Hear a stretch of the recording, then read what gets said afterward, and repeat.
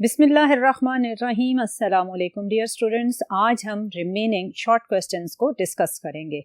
आज का first short question है, in what ways is time constant similar and different from radio decay constant and radioactive half life. इसमें पहले आपको याद करना पड़ेगा कि टाइम कांस्टेंट क्या था। आपने प्रीवियस चैप्टर में जब कैपेसिटर की चार्जिंग और डिस्चार्जिंग को पढ़ा था तो वहां आपने time constant which was the product of resistance and capacitance, इन दोनों के प्रोडक्ट को आपने टाइम कांस्टेंट कहा था। और आपने ये पढ़ा था कि अगर इस टाइम कांस्टेंट की वैल्यू ज्यादा हो तो उस कैपेसिटर को चार्ज होने या डिस्चार्ज होने में ज्यादा टाइम लगेगा, और अगर इसकी वैल्यू कम हो तो कैपेसिटर को चार्ज और डिस्चार्ज होने में कम टाइम रिक्वायर्ड होगा। ये बात आपने दिमाग में रखनी है और इसके इस बिहेवियर को आपने कंपेयर करना है रेडियो एक्टिव डिके कांस्टेंट, जिसे आपने लैम्डा के सिंबल से पढ़ा था, और फिर रेडियो एक्टिव हाफ लाइफ जिसे आप टी हाफ लिखते हैं। इन दो फैक्टर्स के साथ आपने R C which is time constant उसे कंपेयर करना है। पहले आप देखें कि डिके कांस्टेंट क्या होता है। डिके कांस्टेंट किसी भी मटेरियल का अगर बड़ा हो, यानी किसी भी रेडियोएक्टिव एलिमेंट का अगर डिके कांस्टेंट बड़ा है तो इसका मतलब यह है कि उस रेडियोएक्टिव एलिमेंट के ज्यादा रेडियोएक्टिव एटम्स डिके करेंगे, और अगर डिके कांस्टेंट की वैल्यू कम है तो इसका मतलब है कि उस रेडियोएक्टिव एलिमेंट के जो एटम्स डिके करेंगे वो भी कम होंगे। सो इसका बिहेवियर टाइम कांस्टेंट के साथ ही रिजेंबल करता है, क्योंकि अगर टाइम कांस्टेंट बड़ा है तो कैपेसिटर की चार्जिंग और डिस्चार्जिंग का टाइम भी बड़ा है। टाइम कांस्टेंट छोटा है तो कैपेसिटर की चार्जिंग डिस्चार्जिंग का टाइम भी कम है। सिमिलरली डिके कांस्टेंट अगर बड़ा है तो एक बड़ा फ्रैक्शन एटम्स का डिके करेगा, और अगर डिके कांस्टेंट शॉर्टर है तो ऑब्वियसली अगर डिके कांस्टेंट की वैल्यू कम है तो ऑब्वियसली फिर एक स्मॉल फ्रैक्शन डिके करेगा। सो अगर इसको आप रिटन फॉर्म में लिखें तो आप लिखेंगे if time constant is greater than capacitor take longer time in charging and discharging, and vice versa. अगर ये शॉर्टर होगा तो ये चार्जिंग और डिस्चार्जिंग का टाइम भी शॉर्टर हो जाएगा।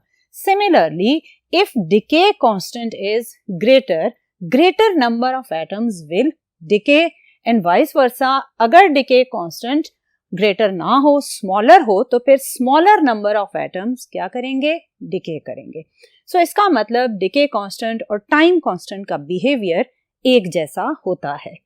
अब अगर हम इसी डिके कांस्टेंट के बिहेवियर को हाफ लाइफ से कंपेयर करें तो हाफ लाइफ क्या था।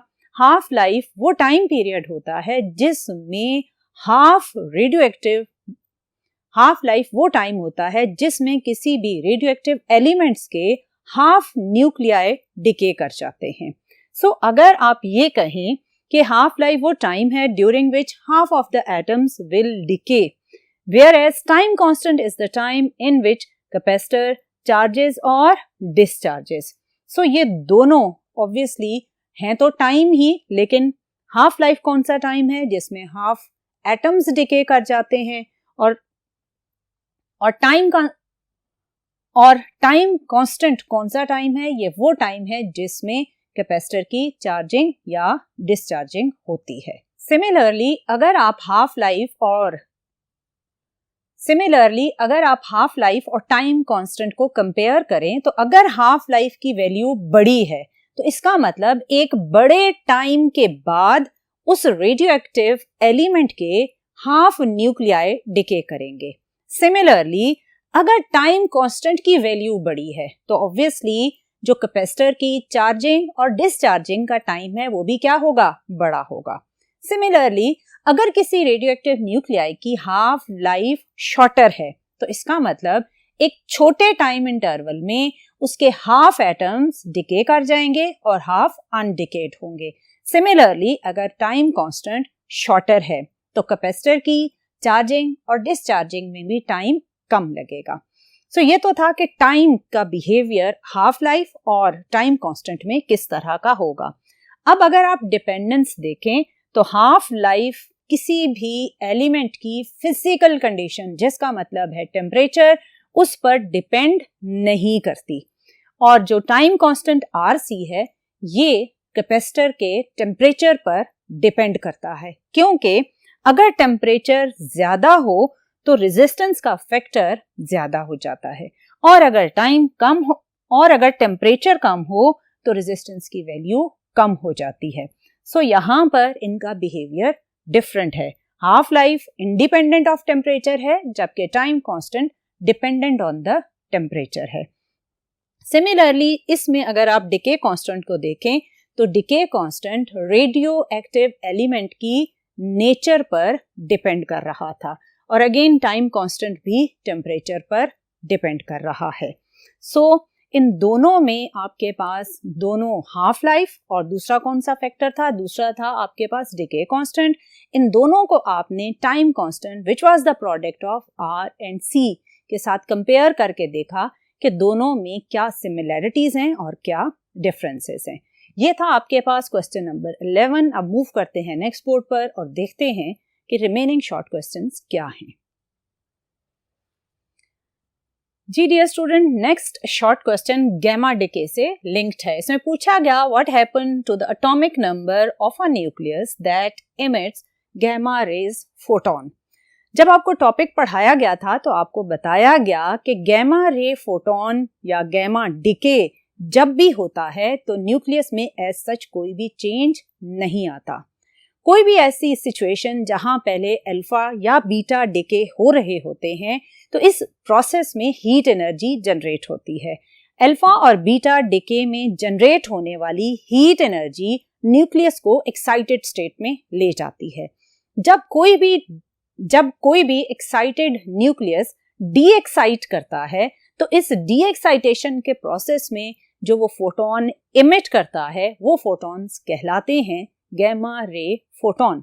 सो as such gamma ray photon जब इमिट हुआ तो न्यूक्लियस में ना तो चार्ज नंबर चेंज हुआ ना उसका मास नंबर चेंज हुआ। जस्ट न्यूक्लियस के पास जो एक्स्ट्रा एनर्जी थी इन एक्साइटेड स्टेट, वो एक्स्ट्रा एनर्जी उसने री इमिट कर दी in the form of gamma ray photon. So इस प्रोसेस में आपके उस न्यूक्लियस की जो मास नंबर की वैल्यू है या चार्ज नंबर की वैल्यू है उसमें कोई भी चेंज नहीं आता।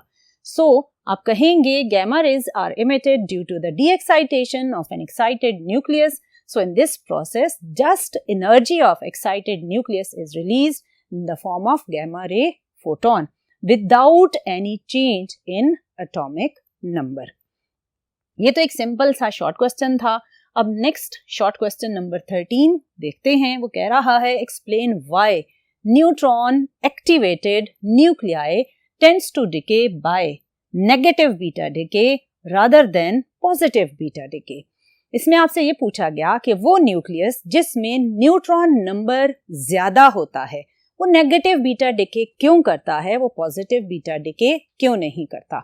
इसके लिए आपको ये समझना जरूरी है कि नेगेटिव बीटा डिके और पॉजिटिव बीटा डिके की इक्वेशन क्या होती है।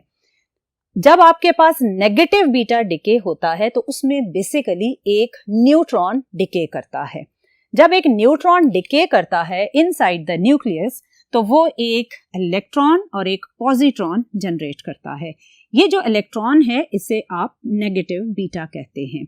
ये इलेक्ट्रॉन जो कि नेगेटिव बीटा है ये न्यूक्लियस में से बाहर चला जाता है, जबकि ये पॉजिट्रॉन न्यूक्लियस के अंदर ही रहता है। तो ये तो था कि जब न्यूक्लियस में न्यूट्रॉन डिके करेगा तो नेगेटिव बीटा डिके होगा। सिमिलरली अगर उसी न्यूक्लियस में प्रोटॉन डिके करता है तो प्रोटॉन के डिके से बनता है पॉजिट्रॉन और इसको बोला जाता है बीटा प्लस और इसके साथ बनेगा न्यूट्रॉन। अब आप इन दोनों इक्वेशन से देखकर ही समझ सकते हैं कि अगर नेगेटिव बीटा डिके है तो ये किससे लिंक्ड है, ये न्यूट्रॉन से लिंक्ड है। सो वो न्यूक्लियस जिसमें न्यूट्रॉन का नंबर ज्यादा होगा ऑब्वियसली वो न्यूक्लियस किस डिके को प्रेफर करेगा, वो नेगेटिव बीटा डिके को प्रेफर करेगा। और जिस न्यूक्लियस में प्रोटॉन का नंबर ज्यादा होगा वो ऑब्वियसली पॉजिटिव बीटा डिके को प्रेफर करेगा। सो आप ये इक्वेशंस लिखने के बाद लिखेंगे nuclei which contain large neutron number they decay by negative beta emission. And the nuclei which contain large proton number, they decay by positive beta emission. So dear student, ये था 13th short question. अब move करते हैं next board पर और देखते हैं remaining short questions की क्या स्टेटमेंट है. जी dear student, next short question की स्टेटमेंट है why is large nuclei unstable. आपने जब बाइंडिंग एनर्जी वाला टॉपिक पढ़ा था तो आपने जो ग्राफ स्टडी किया था वहां आपने पढ़ा था कि जब आप हाइड्रोजन से मूव करते हुए आयरन तक पहुंचते हैं तो न्यूक्लियाई स्टेबल होते हैं. लेकिन आयरन के बाद जब आप हायर एटॉमिक मास नंबर की तरफ जाते हैं तो न्यूक्लियन नंबर इंक्रीज होने की वजह से न्यूक्लियाई अनस्टेबल होना स्टार्ट हो जाते हैं. यानी आफ्टर आयरन जो बाइंडिंग एनर्जी पर न्यूक्लियन होती है वो कम होना स्टार्ट हो जाती है. और जब बाइंडिंग एनर्जी पर न्यूक्लियन कम हो तो वो न्यूक्लियाई क्या होते हैं, वो अनस्टेबल होते हैं, क्योंकि वो आपस में जिस एनर्जी के साथ बाइंड होते हैं वो एनर्जी कम हो जाती है. सो उनमें अनस्टेबिलिटी का फैक्टर ज्यादा हो जाता है. ऐसा क्यों होता है? उसकी रीजन ये है कि जब आप हायर एटॉमिक मास नंबर की तरफ जाएंगे तो न्यूक्लियस में मौजूद प्रोटॉन का नंबर क्या होना शुरू हो जाएगा, इंक्रीज होना शुरू हो जाएगा. और आप ये भी जानते हैं कि प्रोटॉन पर क्या चार्ज होता है, पॉजिटिव, और ये प्रोटॉन्स एक दूसरे को रिपेल करेंगे. सो जब प्रोटॉन नंबर इंक्रीज हुआ तो इन प्रोटॉन्स के बीच में एग्जिस्ट करने वाली कूलम रिपल्सिव फोर्स बहुत ज्यादा स्ट्रॉन्ग और इफेक्टिव होना शुरू हो जाती है.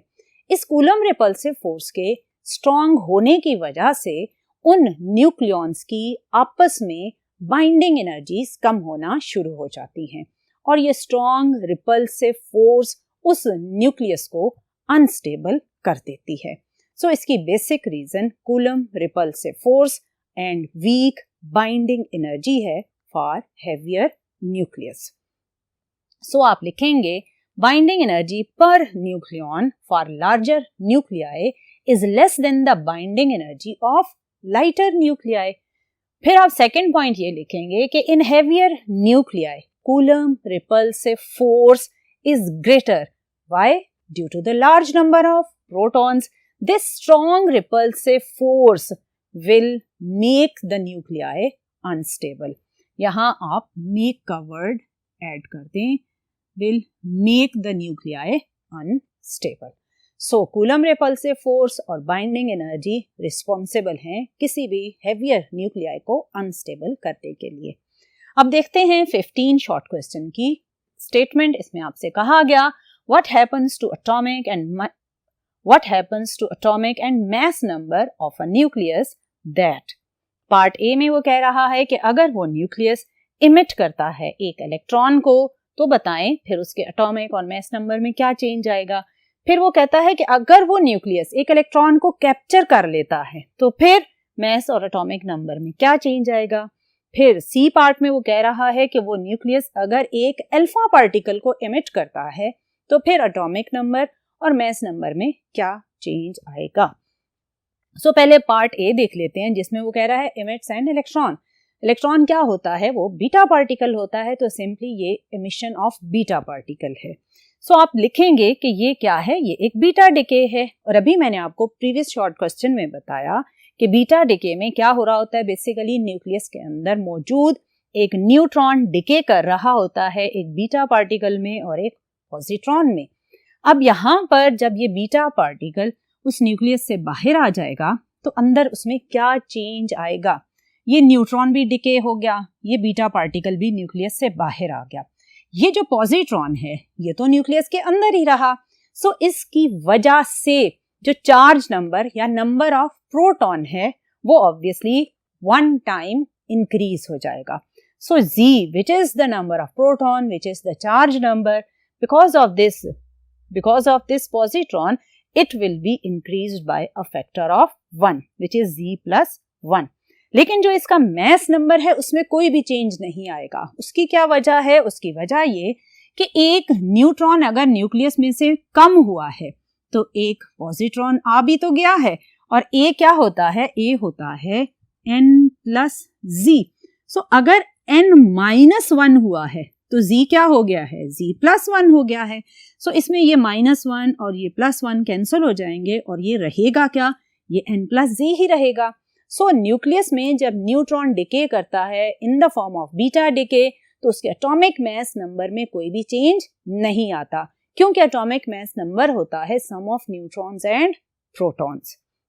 सो अगर ये आपका पेरेंट न्यूक्लियाई था तो इसका चार्ज नंबर +1 हो जाएगा और इसके मास नंबर में कोई भी चेंज नहीं आएगा जब वो पेरेंट से डॉटर एलिमेंट में कन्वर्ट होगा, when an electron is emitted. अब पार्ट बी देखते हैं, इसमें क्या उसने आपसे कहा था। उसने कहा कि वो न्यूक्लियस एक इलेक्ट्रॉन को कैप्चर कर लेता है। अगर न्यूक्लियस एक इलेक्ट्रॉन को कैप्चर करेगा तो ऑब्वियसली ये इलेक्ट्रॉन एक प्रोटॉन को न्यूट्रलाइज कर देगा या चार्ज को वन टाइम न्यूट्रलाइज करेगा। सो इसमें क्या होगा आपके पास, in this case electron will neutralise the charge number by 1। So जब किस केस में, जब इलेक्ट्रॉन न्यूक्लियस ने कैप्चर किया। सो ये आपके पास पेरेंट न्यूक्लियाई है, इसने इलेक्ट्रॉन को कैप्चर किया तो इलेक्ट्रॉन क्या होता है, -1।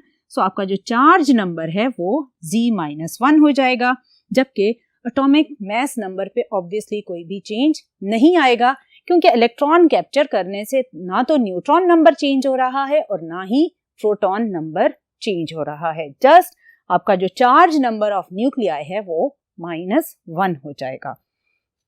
पार्ट सी में उसने कहा कि अगर वो न्यूक्लियस एक अल्फा पार्टिकल इमिट करता है तो क्या होगा। आप जानते हैं कि अल्फा पार्टिकल होता है हीलियम न्यूक्लियाई विच इज हीलियम-2,4। अब अगर न्यूक्लियस में से हीलियम-2,4 बाहर निकल गया तो इसका मतलब है कि जो पेरेंट न्यूक्लियाई का चार्ज नंबर है जो कि Z है उसमें क्या हो जाएगा, -2, और जो एटॉमिक मास नंबर है वो क्या हो जाएगा, -4, क्योंकि ये पार्टिकल उस न्यूक्लियस से बाहर जा रहा है। सो इसके बाहर जाने से न्यूक्लियस में जो कमी आएगी वो चार्ज नंबर में -2 आएगी और एटॉमिक मास नंबर में -4 आएगी।